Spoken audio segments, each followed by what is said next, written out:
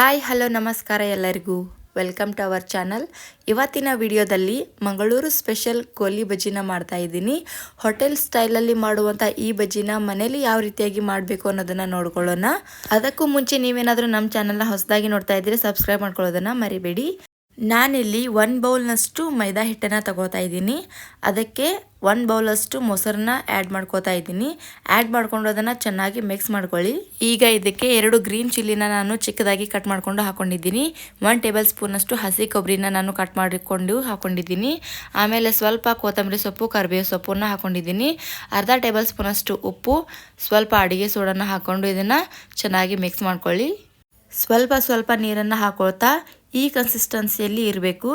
ಆ ರೀತಿಯಾಗಿ ನಾದ್ಕೊಂಡು ಇದನ್ನು ಒಂದು 20ರಿಂದ 30 ನಿಮಿಷ ಇದನ್ನು ನೆನೆಯೋದಕ್ಕೆ ಬಿಟ್ಕೊಳ್ಳಿ.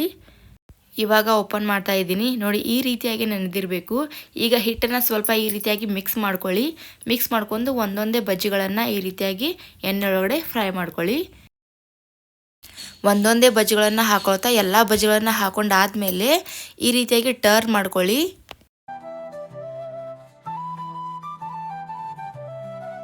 ನೋಡಬಹುದು, ಈ ರೀತಿಯಾಗಿ ಎರಡೂ ಬದಿಗೆ ಬ್ರೌನ್ ಕಲರ್ ಬರೋವರೆಗೂ ಫ್ರೈ ಮಾಡಿಕೊಂಡ್ರೆ ಆಯಿತು. ಮಂಗಳೂರು ಸ್ಪೆಷಲ್ ಗೋಲಿ ಬಜ್ಜಿ ರೆಡಿ ಆಗುತ್ತೆ.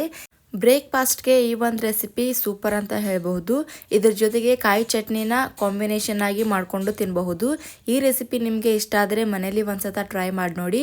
ಹಾಗೆಯೇ ಈ ಒಂದು ವಿಡಿಯೋ ನಿಮಗೆ ಹೆಲ್ಪ್ ಆಗಿದ್ದರೆ ಲೈಕ್ ಮಾಡಿ, ಶೇರ್ ಮಾಡಿ, ಕಮೆಂಟ್ ಮಾಡಿ, ಹಾಗೆಯೇ ಸಬ್ಸ್ಕ್ರೈಬ್ ಮಾಡ್ಕೊಳ್ಳೋದನ್ನು ಮರಿಬೇಡಿ.